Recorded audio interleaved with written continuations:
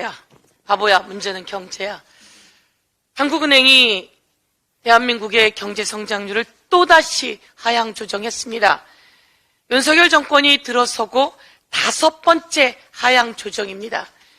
2022년 2월 2.5%로 경제 성장을 전망했는데 이제 1.4%까지 떨어졌습니다.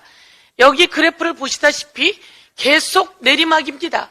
그런데 윤석열 정부는 초반에는 하락하지만 나중에 올라갈 겁니다. 상저하고라고 이야기합니다.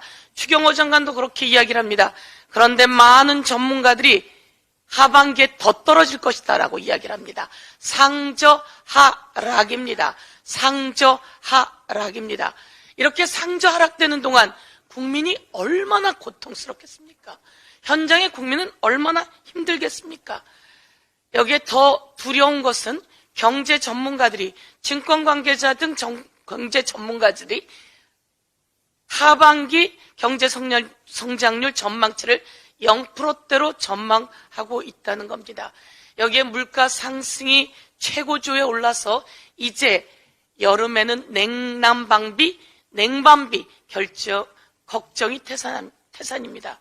그러면 윤석열 정부는 추경을 짜야 합니다. 추경에서 걷어들였던 세금을 다시 국민에게 돌려줘서 국민들이 살아날 수 있는 마중물을 만들어야 합니다. 그런데 이름은 추경호인데 추경을 검토하지 않는다고 합니다. 추경호 장관에게 경고합니다. 그리고 윤석열 대통령에게 경고합니다. 추경 준비해서 국민들에게 힘이 될 수 있도록 마중물을 만들어 내십시오. 한 가지 더 말씀드리겠습니다. 대통령이 이런 말씀을 했어요. 해외에 나가면 스트레스가 없어 그런지 피곤한 줄 모르겠다. 아니, 이게 대통령 할 말입니까? 해외에 나가서 소리 없는 전쟁, 소리 없는 경제 전쟁, 줄타기 외교, 이것을 통해서 안보를 확보하고 경제를 확보하고 대한민국의 위상을 확보해야 되는데요. 대통령이 나가서 스트레스가 없어서 그런지 피곤한 줄 모르겠답니다. 대통령의 이 말에 댓글들이 수천 개가 달렸습니다. 그 수천 개의 댓글들이 이렇게 얘기를 합니다. 당신은 피곤한 줄 모른다고?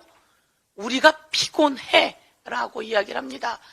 우리가 이 피곤한 마음, 이 스트레스, 이것을 정권 심판의 힘으로 다시 바꿀 거야, 이렇게 이야기를 합니다. 대통령이 나가서 일본이 원하는 대로 굴종 외교를 했습니다. 역사도 팔고 경제도 팔고 후쿠시마 오염수까지 바다에 방류하게 하겠다는 겁니다. 이러니 일본이 좋아하고 대통령은 스트레스가 없는 모양이죠. 미국에 가서는 굽신굽신 경제 종속 그리고 안보까지 팔고 오는 상황이 되었다. 그래서 미국이 좋아하니 대통령이 스트레스가 없어진 모양이죠.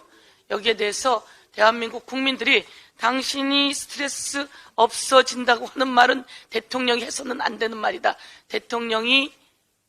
문재인 대통령은 이빨이 빠져가면서까지 대한민국을 걱정했습니다. 그때 대한민국의 경제 성장률, 그때 대한민국의 경제 회복은 세계 1위를 달리고 있었다. 이렇게 말씀드리도록 하겠습니다. 이상입니다.